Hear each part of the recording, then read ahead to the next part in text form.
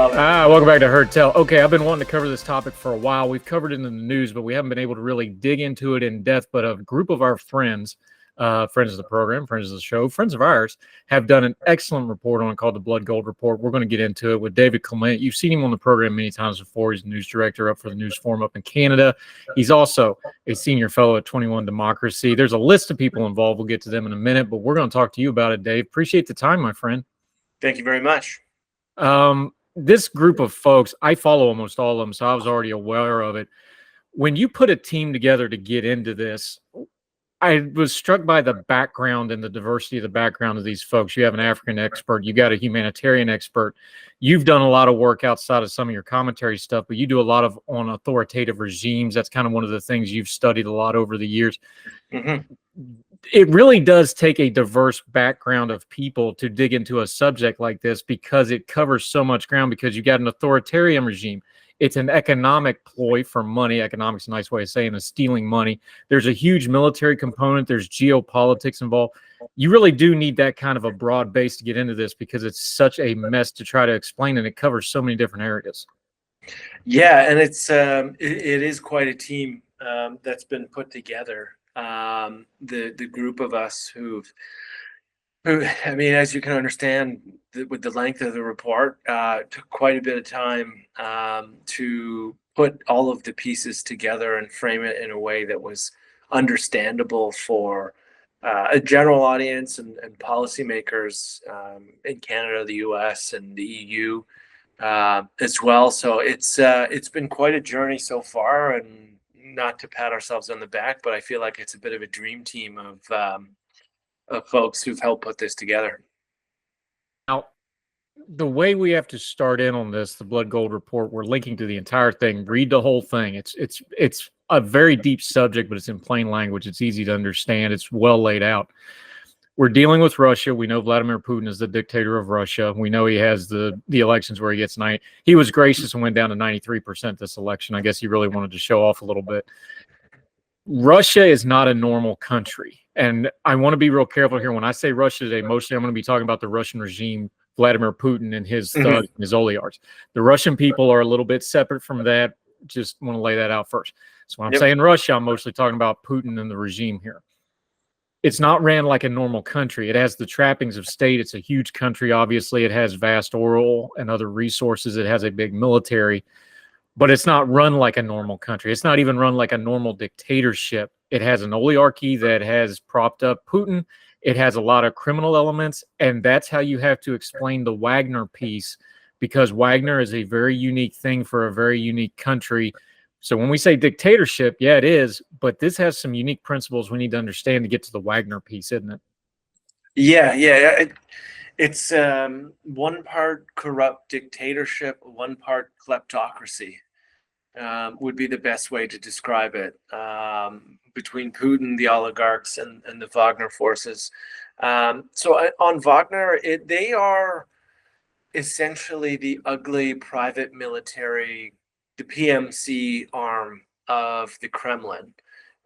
They are the ones responsible for the worst of the worst in Ukraine, but also the worst of the worst all throughout Africa and other areas. And what a lot of people didn't realize, and we found this out in the conversations we had after publishing the report, is the death of Yevgeny Prigozhin didn't mean that the Wagner forces went away. I think some kind of assumed that, oh, well, there was this rift between these mercenaries and Putin, and there was the whole threat of Prigozhin threatening to march onto Moscow, and then he winds up with his plane falling out of the sky. Therefore, the Wagner forces are no longer. That is not the case. They are still functioning, alive and well, and dipping their toes into domestic and regional conflicts all throughout Africa, which is really where the concept of blood gold comes from, is their operations in we looked at 3 countries, and specifically the Central African Republic, Sudan, and Mali. And so it's required a lot of education to just inform and remind people that the Wagner forces still exist and they still are wreaking havoc around the world, regardless of the death of Yevgeny Prigozhin. Now, it's important, and you started out this, I think it's the first or second page of the Blood Gold report. Before his death, though, one of the things with Yevgeny Prigozhin was he actually came out, and of course the Kremlin approved this or he wouldn't have done it. They came out and admit that he was the head of Wagner, and Wagner was what everybody has always said it was. Certain countries have now labeled them as a terrorist organization. They're actually on trial in Poland right now for terrorist acts. Everybody kind of knew what it was, but part of the forgiven piece is they had to finally admit what they were, and then with his death, air quotes here because it was an assassination. Let's all be adults here. He was taken out. They just decided to shoot the plane down and make it clean instead of shoving him out a window like they normally do. But since his death, the whole point was they admitted what it was, and then the Kremlin has just kind of absorbed it back in and took control back over it for the purposes you just listed. And that's a very important starting point to all this. Yeah, exactly. Basically absorbed it into their modus operandi around the world. And so, yeah, it still exists. It just exists in a different form. And the air quotes death of Prigozhin have not changed that. And that's really why it matters so much more now, because they are an arm of the Kremlin. We have to look at their actions abroad in the context of Putin's goals elsewhere, whether that be Ukraine or anywhere else where he may have his sights set on. And so that's where they become really important as that function or that arm of, at the end of the day, Russian armed forces. And that's where we kind of start with our analysis and some of our reporting on those three countries I mentioned. Yeah, David Clement with the Blood Gold report, how the Kremlin is using Wagner to steal billions of dollars out of Africa. This is an important part, too, of what Wagner is, because they call it a mercenary force. They like that terminology. It's used sometimes as a standing army. They tried to use them in Ukraine some. We saw what happened with the coup. I don't think we'll be seeing that again anytime soon. That's not what they really do. The one time they stood up against the U.S. Army at Deir al-Zir in Syria, they sent about 500 people against the U.S. forces there, and they only got about half of them back to zero casualties. They got absolutely wiped out. Mm-hmm. That's not what really they do. But what they're doing in Africa, what they did in Syria, that's what they're made to do. They're made to go into places that don't really have stand-up, fight-up armies. They're kind of that in-between gray zone between, civilian militias, mercenaries, and a standing army.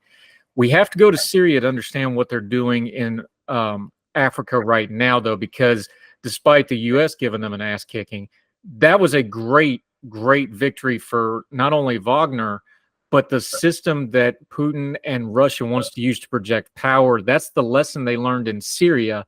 They were enabled in Syria, and that's how they get into Africa. We got to go through that piece to understand it, right? Yeah, and you make a very good point, is that they're not just hired guns. How they operate, and this is important in the context of, let's say, Syria or these three African countries, is everything from funding disinformation campaigns to stifling the press in the countries in which they're operating, to providing, in air quotes, security services and propping up authoritarian regimes. And then there's a huge corporate kind of shell company function to this as well, where they then dig their claws into whatever resources there are and siphon money off for the Kremlin that way.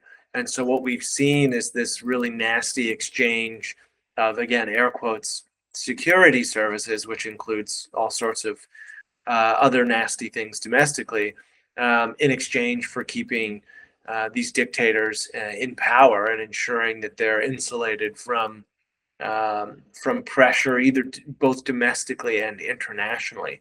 And so very often when the Wagner forces end up in a country, they set their sights on the local population in many of these instances in order to help insulate whoever their dictator client is from opposition, from protest, uh, from basically anything that would potentially threaten the ability for that individual to stay in power.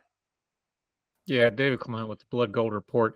You laid out 4 steps to this process that you just described. They suppress opposition, they spread disinformation. Anybody that's online and has social media is familiar with the Russian disinformation campaign, or you should be. If you're not, you need to look it up, kids. You are the subject matter of Russian disinformation, whether you know it or not, if you have any kind of social media account. They spread disinformation, they silence independent media, and then the 4th step is they start terrorizing the civilians. This is the pattern over and over again. So when we're talking about Sudan, Mali, the Central African Republic, various other places they're going in and out of, it's always this same model where they use this paramilitary mercenary force to do those 4 things to prop up whoever the local strongman they're going to go through for. And the exchange of goods there is going to be the resources, gold, oil, etc. Yeah, exactly. And we see that playbook implemented over and over. And although we just focused on these 3 countries, I mean, the coup in Niger is likely going to end up being the exact same playbook.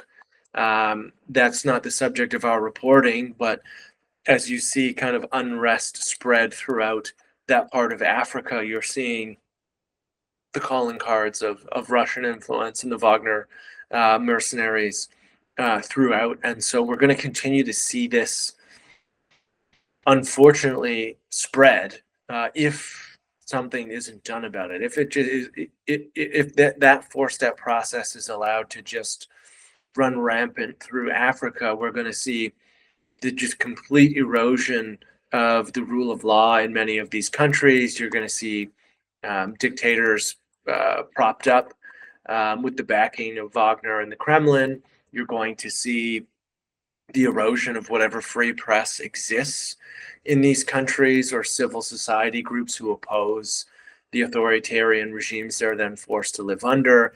And then ultimately that ends up with violence and violence against the domestic population.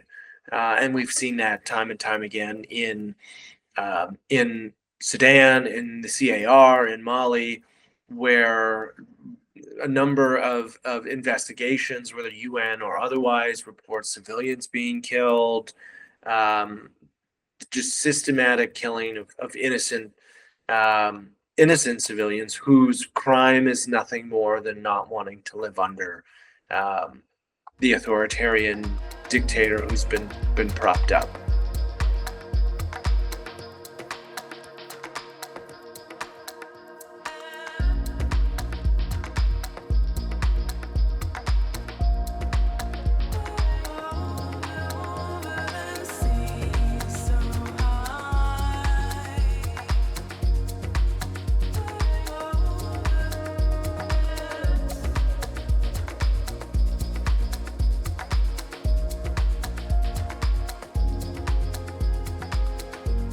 Yeah, David Clement, Blood Gold Report. The economic part of this has to be dealt with as well, because these are things we used to watch the old drug cartel movies. We're like, well, we're going to get vertically integrated. That's what Wagner and Russia has done with these. And they use a lot of shell companies. There's a economic that you have legitimate fronts. That's the only way to explain it. You have front companies, shell companies that do things like take over a mine or take over a resource or take over an airport, some kind of infrastructure even. They use those as the frontage. They use Wagner as the muscle. They run it all through the local government that they're propping up, whoever the strong man happens to be. The economic component of this, using businesses as fronts, is something that is very important, understanding what's going on here. Yes. Yeah, it is very much like what you would expect out of like a financial crime novel or some movie made about whoever the bad guys are using shell companies to basically try and mask their nefarious actions. And so we see this across the board in these 3 countries where shell companies are purchased. Ultimately, that's where gold is in the instance we're talking about, but it's not limited to gold. Gold is then siphoned through there. It mysteriously somehow ends up in Russia, and that is a way for the Kremlin to generate funds, also avoid sanctions, and essentially keep the war machine going, despite Western efforts so far to try and kneecap Putin and the ability to keep their invasion of Ukraine ongoing. And so it's probably too niche to get into the hyper specifics of what we reported on, just by virtue of the names and of companies that have changed or changed hands and all of that over the time in which we studied the issue. But yeah, what we see is a very intricate system of shell companies who end up paying political staffers, who end up paying the security services, let's say, for a president or dictator in one of these countries. Shell companies who then become the corporate structure where gold goes legally, in air quotes, funnels through and then gets to ultimately, let's say, somewhere like the United Arab Emirates to be washed. And so it's a very deep web of intricacies here, and it's that classic shell game of corporate structures that are used and renamed, and ownership changes, and companies in name only more often than not. Yeah. David Clement, Blood Gold Report. I'm an old transportation guy, so I find it interesting how the actual mechanics of this works. You just alluded to some of it. Gold's really heavy. Just physically, it's a heavy metal. When you mine it, it has to be refined. Gold bars don't come out of the ground. They don't grow on trees. You got to make those gold bars, and you got to ship that stuff. Mm-hmm. How they're physically getting it in and out of the country is a huge part of this, because you can't, like you just mentioned, it's not like you can just FedEx this stuff. It's big, it's heavy. It takes basically, frankly, in this military grade equipment to move it. We have the photos. Some of them are in the port. They use basically military transport that's been provided by Wagner and others to move this stuff. They have to physically mine it, physically pick it up, physically refine it, and then physically ship it somewhere else, either to a third party. You mentioned in the Middle East, there's a couple different countries that'll launder this money for them, or to eventually get it back to Russia. That part of it is very important, because logistically, gold has always been really hard to move around. That's one of the reasons it's really valuable. It's really hard to mine. Another reason it's really valuable. They seem to have almost made an art form out of not only moving this stuff around, but doing it and making it disappear in the middle of the process. Yes. Yeah. There are some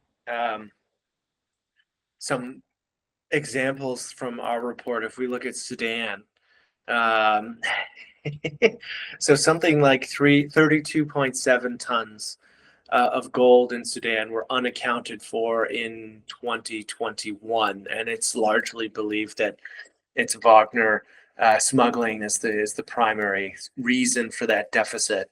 So I mean, at a market rate of 60 million per ton, that could be as much as 1.9 billion if those figures are correct. And it's important to highlight here, if you look at Sudan, so 32.7 tons of gold were unaccounted for. The official exports of gold from Sudan is 34.5 tons in that same time period. So essentially half of the gold mined out of Sudan is potentially ending up in this web of Russian influence. And I mean, in February of 2022, a Russian cargo plane was about to take off from Khartoum airport. Its declared cargo was cookies, which is not a typical export from Sudan. And I mean that in no offense to the fine cookie manufacturers in Sudan. But what was found was a ton of gold hidden beneath the boxes of those cookies. And the Sudanese authorities at the time believed that it was one of at least 16 smuggling flights conducted involving Russian military registered planes traveling from Khartoum to Syria. And Syria is important because that's where Russia operates a major airbase. And so that is one aspect of, in the Sudanese example, how they're getting gold out of the country they're taking it from, and then how it ends up either in Russia or elsewhere. And it's important to highlight here that there have been reports that, so one of the drones, Shahed drone, that the Russians commonly have used in Ukraine, they're originally from Iran, and it was always wondered, well, how did the Russians manage to buy all of these drones from Iran? What were they paying with? There have been increasing reports that it is likely they paid for those drones in gold. And where did they get the gold from? Well, it's more likely than not coming from the countries that they exploit in Africa and funnel the gold out. And so it's not just a scenario where you have, okay, the Kremlin is doing bad things, but there's no real direct link to their efforts in Ukraine. There certainly is. They're using funds and gold to purchase the military equipment that's wreaking havoc on Ukraine as we speak.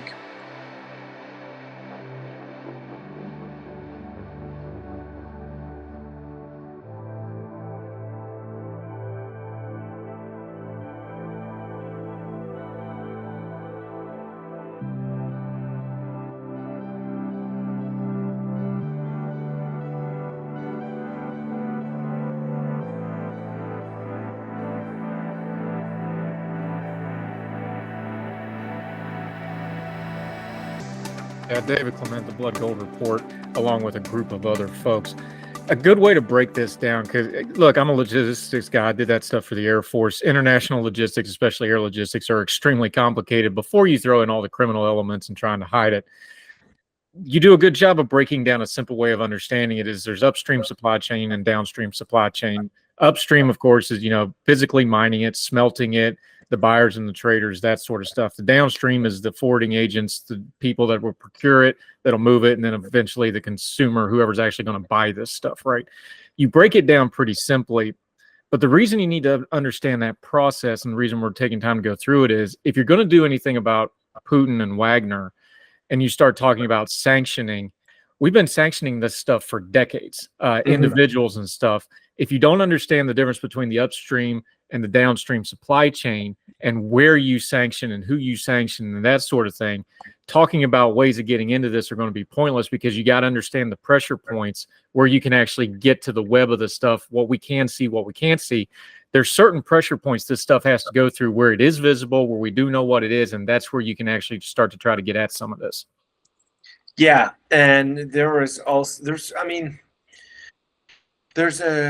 unwillingness, I would say, for Western officials to get to that place where they're putting pressure on the other players in the gold industry. That would be the UAE, India, Hong Kong, Saudi Arabia, Turkey. They have not leveled sanctions against many of the organizations involved in this web. And because they haven't, that means that those are the key places where you're able to try and legitimize the gold in question. And so that's like the next step of the equation is, okay, well, those countries are not sanctioning these companies involved. And that is ultimately where much of this gold is washed, for lack of a better term. Yeah, David Clement, the Blood Gold Report. How much is the international order important here? Because we know the Russian oligarchs, from the foreign minister on down, there's all kinds of rumors about Putin's various family members, but A lot of them have their families. Some of them have their second families. How you doing, Larnoff? They all get put up in real fancy places in London, right? That's where they keep their families. A lot of the money goes through banks like in Frankfurt in Germany. The EU has some oversight here. You have a nice chart about how sanctions have kind of ramped up against Wagner and the various people about them. They are cranking it up. It's getting increasingly more for what we understand about Wagner. But like you said, they just change shell companies. They move people around. They kill off Brzezinski. Things like this happen. How important is that international order to keeping up with this? Because this really is something where some of these folks are living in the open. Some of this money's in the open. They're going through things like Deutsche Bank, which is a major player. They're going through London for a lot of these finances. The international order, this is really something where you're going to have an alliance to attack it, isn't it? Yeah. You need real buy-in from government and from the private sector, and if not from the private sector, at the demand of government. So, like, just to conceptualize the size and scope of the problem. So between 2021 and 2022, the UAE went from importing 1.3 tons of Russian gold to 75.7 tons of Russian gold. So a massive increase in that time. And the gold industry, the refinery industry in the UAE has largely avoided sanctions in that sense. And so they basically have a free hand to export Russian laundered gold to third parties, which also don't have sanctions. And that's where it continues down the line. And if you can get to the UAE and you can have gold refined from that point onward, and then you're moving more into legitimate businesses, and you have the global financial system then intertwined into it with what are or are not legitimate businesses, depending on the country we're talking about. That's where sanctions evasion really becomes a problem, because it's one thing if the government of Canada sanctions a particular company that's involved in this, but we're talking about global financial institutions. It requires more than one country doing one thing against one company to make this process stop. Yeah, David Clement joining us. You actually break it down in the report. There's things working for Western sanctions and against Western sanctions. Sanctions sound great at the podium. They sound great when Congress or the Canadian Parliament or the UK Parliament or the EU or whoever lists them out. And they do work, especially against individuals in some cases.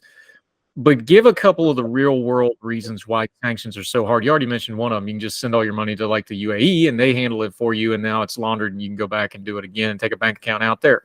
There's layers to this thing, but just for the normal person, when they hear sanctioned, what's a couple of things working against Western sanctions that they can watch for, even in the news headlines and things like that? Because this stuff's in the open if you're paying attention to it. Yeah, I mean, I think the biggest example of how sanctions are hard is the case study of Mali, which is one of the countries that we focused on, and is something that I was particularly focused on in my portion of the research, is that you have legitimate businesses, huge mining companies, two of which are Canadian, traded on the New York Stock Exchange and other exchanges internationally. And so with Mali as the example, they operate in Mali. Mali is a military dictatorship propped up by the Wagner forces. The Malian government gives the Wagner forces more than, I think it's like between 10 and 12 million US a month. So we're talking hundreds of millions of dollars since this relationship started for security services. And the reason why it matters is the Western mining companies, the Canadian mining companies who operate there, and end up paying in taxes and royalties more than 50% of the government's budget.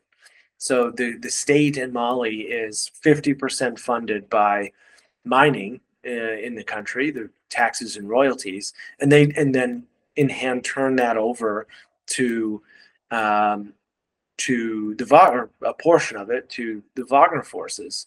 And so that is something that the sanction system that we have right now has been unable to address, even though we know that the amount of money paid in taxes just since Russia invaded Ukraine is probably about $1.8 billion to Mali's Russian-backed regime.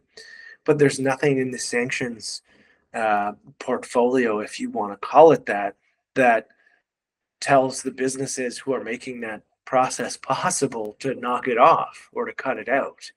And so that's just a prime example of sanctions evasion that's completely stepped outside of of what has been done sanctions wise so far, because it's done through essentially pulling taxes out of the mining industry and then handing over a good portion of that to the Wagner troops. Now, in Mali, that is about to get a lot worse, because there was very recently a memorandum between Mali and the Russian government committed to open a new refinery, which means that all gold mined in Mali could eventually pass through a Russian refinery. And so that is a huge problem. It should be a huge problem.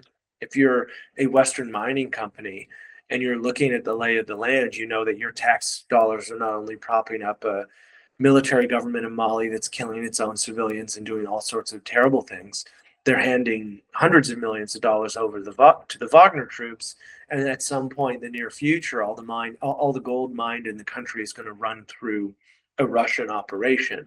Which, in the context of how we started this conversation, right? It's a Russian commerce internationally is very much that kleptocracy, oligarchy setup, and so those are almost always done to improve the purse of the Russian state, and that's where, with Mali being the case study, the sanctions just have not been able to yet put a dent in that setup. And just on one more point on Mali, not only could all gold go through a Russian facility in the near future, the taxes that have been paid in Mali have significantly increased year over year without any serious increase in mining activity. And so there you also have a military state able to generate more and more funds simply by demanding it. And so it's a problem that's outside of the sanctions and just continuously getting worse over time. David Clement of the Blood Gold Report. We're going to link to the whole report again. It seems to me, and look, I'm one of the rare people that actually care about foreign policy, especially in America. We're just in a season where people just don't care. Look, it's cyclical. People are burned out. People don't pay attention to foreign policy. It seems to me, though, that we have a thing here, because anytime you talk sanctions, it's going to inevitably get into, data crunching of numbers and bank accounts and stuff, and you lose the human factor of what's involved here. I think the push to make Wagner, at least, and some of the other people, and frankly, you can make the whole country of Russia right now a terrorist state, but that's pie in the sky shooting high. Declaring at least Wagner a terrorist organization and the people arranged with, this seems like something that could get a little bit of horsepower behind it. Look, I've got decades and decades of proof that the West just does not care about dying people in Africa. You got evidence proves me wrong. Go ahead and bring it forth, because I haven't seen it. However, we got video of what they do. They are a terrorist organization. There is a massive human toll. The mining itself is inhumane when you look at how most of these mines are run. Look, I'm a West Virginian. I know a little bit about mining. If you see any of the videos of how they actually do the mining here, it is inhumane. The people toll of the people of these places is just catastrophic. Maybe you can get enough viral video. Maybe you can get a little bit where at least a few people care. But it seems to me that declaring them a terrorist organization and going that route, you might actually get some human interest to start getting some movement that way, because the sanction stuff just turns into math too fast. And at least with terrorism, people understand, terrorism, human cost. They can put that together in their head. How do we make that argument a little bit more effective and tie that to all this business and all this money and all this gold and all this money laundering and all the criminal element? Because at some point, you got to get it to a basic morsel soundbite to get people to care, right? Terrorism can kind of do that. Yeah, I agree with you. I think declaring Wagner as a terrorist organization would be a great start. I think for most people who understand what they do, um, that's a no-brainer. Anyone who has taken more than 5 minutes to look at how the Wagner forces operate abroad would see that they're certainly deserving of that title. That would be a good start. I do think that you're right in terms of that helps um, attach an appropriate label to how they operate, but one that is maybe a little more easily understood and can draw concern quicker in terms of how they operate. And so I would be fully on board with um, with that designation. It's surprising that it's taken some countries um, a lot. They've just been kind of kicking the tires for a long time. But again, it's with sanctions. It's only one country doing something can only go so far. If you don't have other countries buying in, then the way to evade is to simply shift your operations to avoid those sanctions by targeting middlemen that don't designate you as a terrorist organization or haven't sanctioned your shell companies and things like that.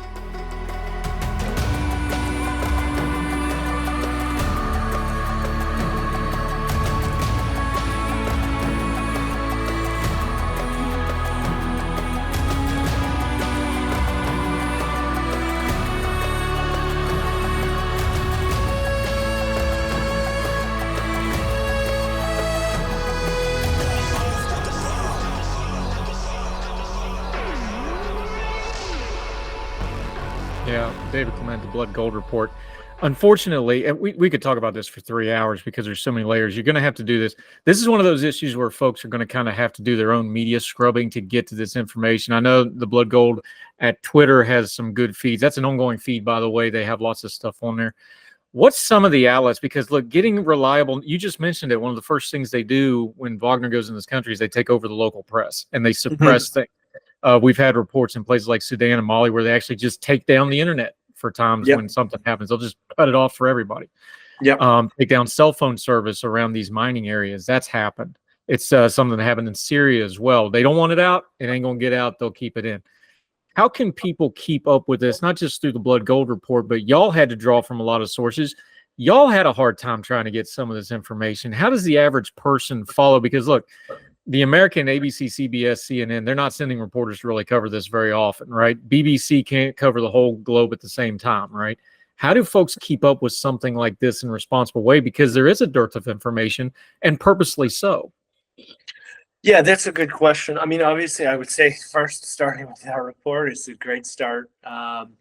Following some of my colleagues online who are on this beat all the time is another good start. But it is an uphill battle, right? It's an uphill battle um, to get accurate information from some of these countries because they become very closed off, and what comes out media wise is only what's approved. um, just to draw a comparison, not that they're the same, but they are certainly similar, is that when you have the ability to shut down the internet or create a huge buffer zone around a particular mine while you're shutting down journalist operations and killing or imprisoning anyone who's seen as a dissenter in these countries, it increasingly becomes more like North Korea, where it's very difficult to know what is actually going on because there's state media, which is what the state wants you to know, and anyone who veers from that narrative is punished accordingly and often um, extremely severely. So I don't have a very good answer for you on that because it is so difficult to try and triangulate great sources for information here because as this progress goes on and these relationships become more entrenched, it becomes more and more difficult to actually get good reporting from from these countries. And as you mentioned, most of the major networks aren't able to send people to these countries for this reason, but for others. I mean, Sudan is right now the largest humanitarian crisis in the world, but even then, it is still very difficult to get reporting going on because of the conflict and things like that. And then at the same time, I mean, who who's signing up for the Mali assignment to go into Mali, regardless of whatever the danger pay may be, knowing that the guy checking your passport at the airport is entrenched in this system of ensuring that light is not shone on this growing problem. And so it is increasingly difficult to get to the bottom of what is going on and how this is progressing. But I mean, if we just take the playbook that we've seen so far in the blood gold system and forecast that, we have a good idea of the direction and where it's going, and that is not good. Yeah, David Clement. I want to end talking about the human element a little bit because we get into the policy and the geopolitics, and it gets into that. Look, I'm guilty of it too. I'm a talking head. We start talking about it almost detached from it. But you ended the report with the stats. Thousands of people killed, probably millions plus displaced because they push these people, fleeing war. This is a long story in Africa of people coming in and exploiting it. But this is a new thing because it's not just the gold. There's the geopolitical parts of it. There's the funding other war parts of it. There's the projecting of power. There's the zone of influence is how Putin calls it, but it's the same idea, right? Mm-hmm. The human cost of this, just for a moment, I think it's important to do things like the Blood Gold report because we detach the geopolitics from the human suffering on the ground.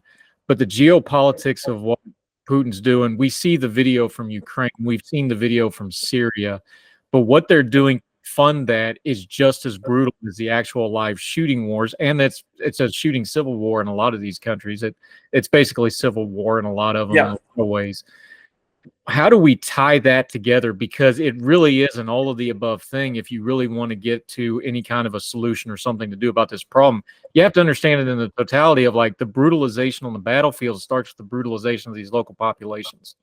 Yeah, and I mean that is a great point. I think the way I would frame this is in terms of why you should care, right? So if you particularly care about Ukraine and their struggle against what is just a disgusting invasion by an imperialist schizo-fascist in Vladimir Putin, well, you should care about this because it's helping continue that war. It's allowing for the Russians to fund the ability to dig their heels in and and be limited less by money and more by how many young men they can throw into the meat grinder.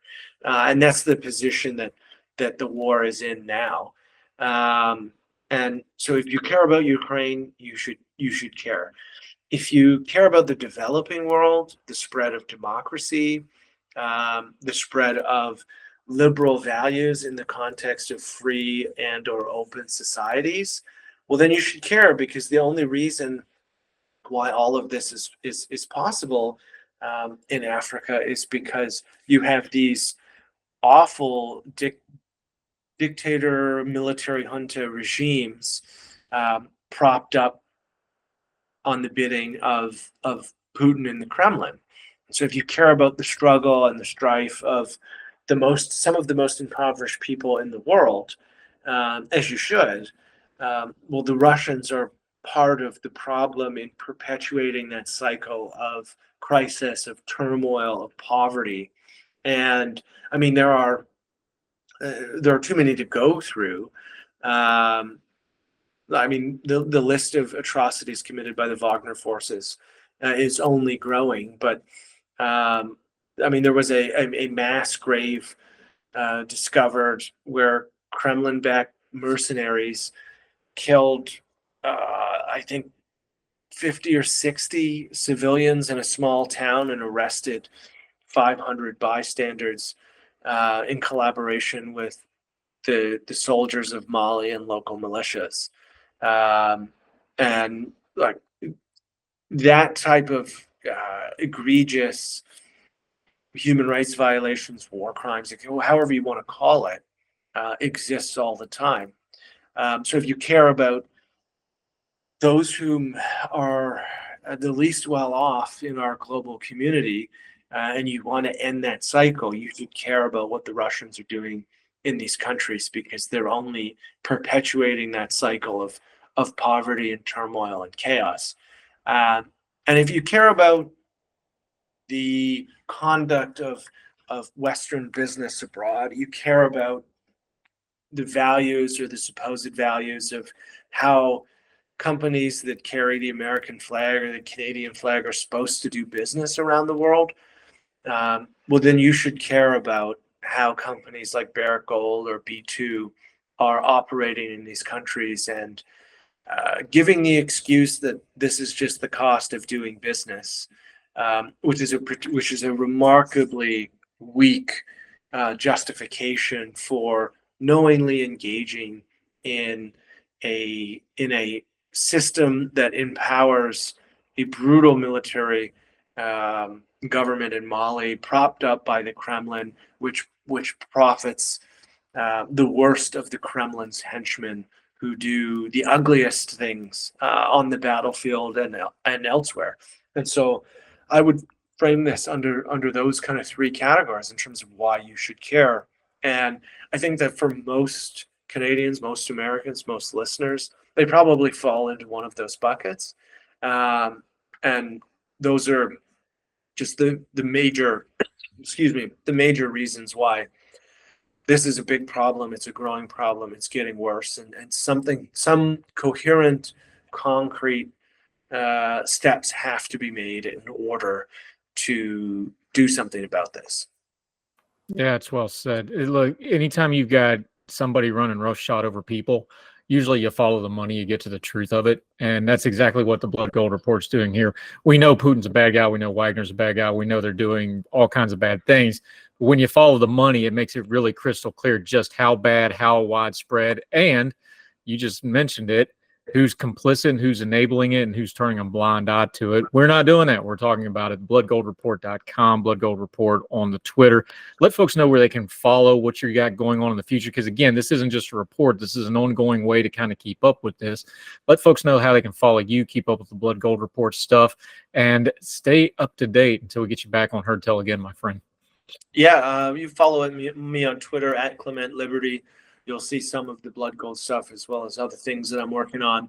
I'd also encourage you to follow my colleagues who have helped write this, in particular Jessica Berlin, who is one of the best sources for information in regards to Russia's war on Ukraine. Those would be your best bets. Obviously, bloodgoldreport.com. Read the report if you have the time, and keep a lookout for more of our engagement on the issue as it continues to grow and build. Yeah, David Clement, appreciate the time. Important conversation. We'll have you back soon, my friend. Thank you for the time. Thank you.